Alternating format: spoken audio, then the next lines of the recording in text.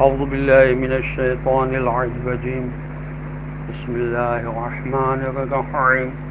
فکذبوہما فکانوا من المہلکین اللہم صل علی محمد وآل محمد وعجل فرجهم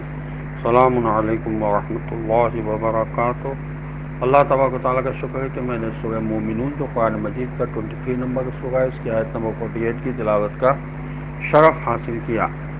اس کا ترجمہ یہ ہے کہ پھر انہوں نے دونوں کی تکذیب کی، نتیجے کے طور پر وہ ہلاک ہونے والوں میں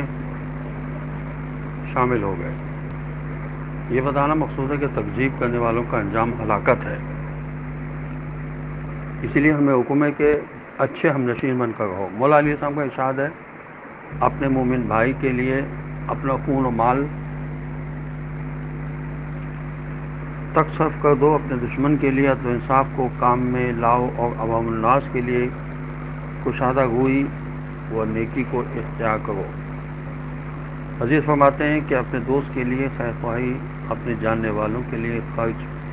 اور عوام الناس کے لیے کشادہ روئی کو کام میں لاؤ۔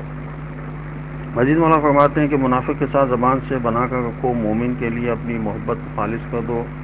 اور اگر یہودی تمہارے ساتھ بیٹھے تو اس کے اچھے ہم نشین بن جاؤ۔ رسول اکرم صلی اللہ علیہ وسلم فرماتے ہیں کہ جو تمہارے ساتھ رہے تم اس کے ساتھ اچھے انداز میں رہو تو مسلمان کہلاؤ گے۔ حضرت امام جعفر صادق علیہ السلام فرماتے ہیں کہ جو شخص اپنے ساتھی کے ساتھ اچھی طرح نہیں رہتا، اپنے رفیق کا حق رفاقت ادا نہیں کرتا، ساتھ کھانے والے کا پاس نہیں کرتا، اور خوشبوئی کے ساتھ معاشرت نہیں کرتا، وہ ہم میں سے نہیں ہے۔ حضرت امام جعفر صادق علیہ السلام فرماتے ہیں کہ لوگوں کے ساتھ اچھی طرح رہنا عقل مندی کا ایک تہائی حصہ ہے۔ اور مولا علی السلام فرماتے ہیں کہ بھائیوں کے ساتھ نیکی و احسان کے ساتھ رہو، اور ان کے گناہوں کو بخشش کے ذریعے ڈھانپ دو۔ حضرت علی السلام فرماتے ہیں کہ صاحب اقتدار کے ساتھ احتیاط سے رہو، دوست کے ساتھ انکساری و خوشبوئی کے ساتھ، اور دشمن کے ساتھ ایسے رہو کہ اس پر تمہاری حجت تمام ہو جائے۔ ایک دن حضرت رسول خدا صلی اللہ علیہ وسلم حضرت عائشہ کے پاس تھے کہ اتنے میں ایک شخص نے اذن باریابی چاہا تو حضور پاک صلی اللہ علیہ وسلم نے فرمایا، اپنے قبیلے کا برا شخص آیا ہے۔ تو حضرت عائشہ اٹھ کر گھر کے اندر چلی گئیں، اور حضور صلی اللہ علیہ وسلم نے اسے اندر آنے کی اجازت دے دی۔ جب وہ اندر پہنچ گیا تو حضور کریم صلی اللہ علیہ وسلم نے خندہ پیشانی اور کچھ آدھوئی کے ساتھ اسے خوش آمدید کہا اور اس سے باتیں کرنے لگ گئے۔ جب بات ختم ہو گئی اور وہ باہر چلا گیا تو حضرت عائشہ نے عرض کیا، یا رسول اللہ صلی اللہ علیہ وسلم، آپ صلی اللہ علیہ وسلم نے تو اس شخص کے بارے میں ایسی باتیں کی تھیں، لیکن جب وہ آ گیا